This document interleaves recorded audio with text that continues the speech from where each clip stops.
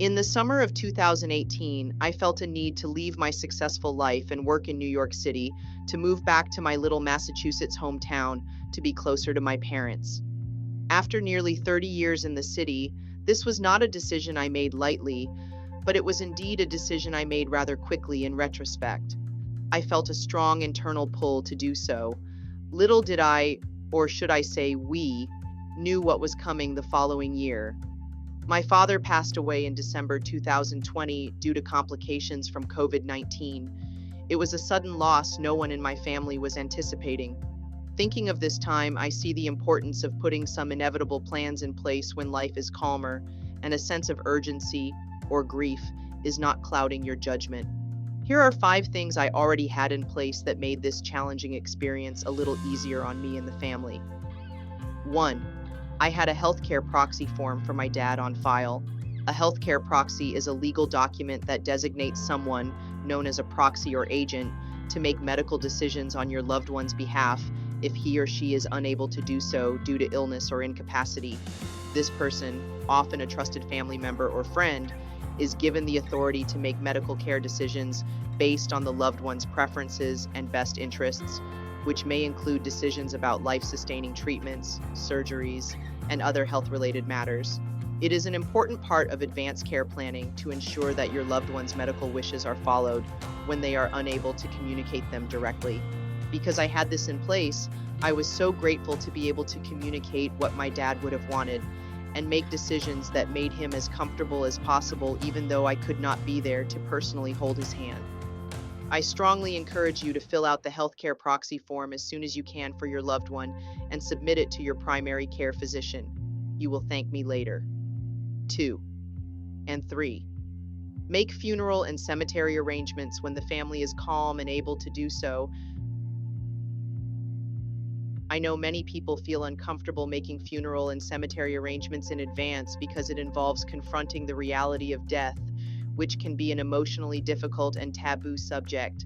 The thought of planning for a time when a loved one is no longer around can evoke feelings of anxiety, sadness, and fear. Additionally, some people may see it as tempting fate or feel that making such arrangements might signal a lack of hope or belief in the future. There can also be practical concerns, such as not knowing what the deceased would have wanted or feeling overwhelmed by the process.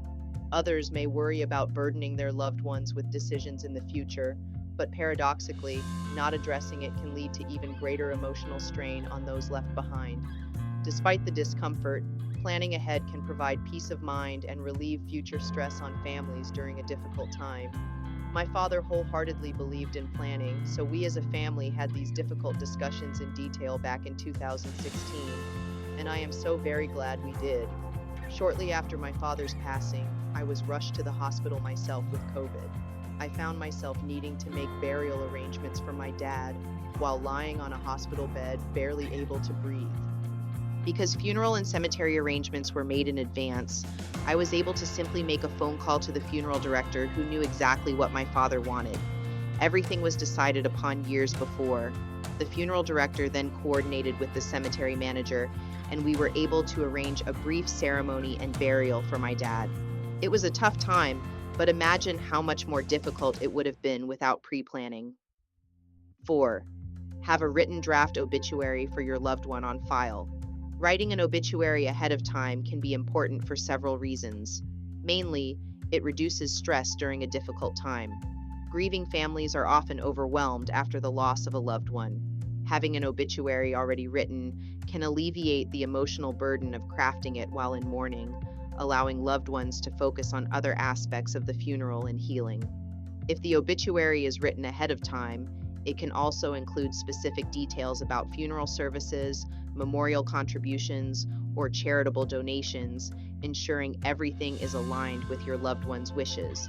And while you are at it, creating a draft sympathy card on file would not be a bad idea. 5. Have a contact list of family and friends on the ready, and designate a person to help you spread the news. This will relieve you of the burden of having to contact 20+ people on your own, or being the sole recipient of all the responses, which can be overwhelming. I hope you find this useful.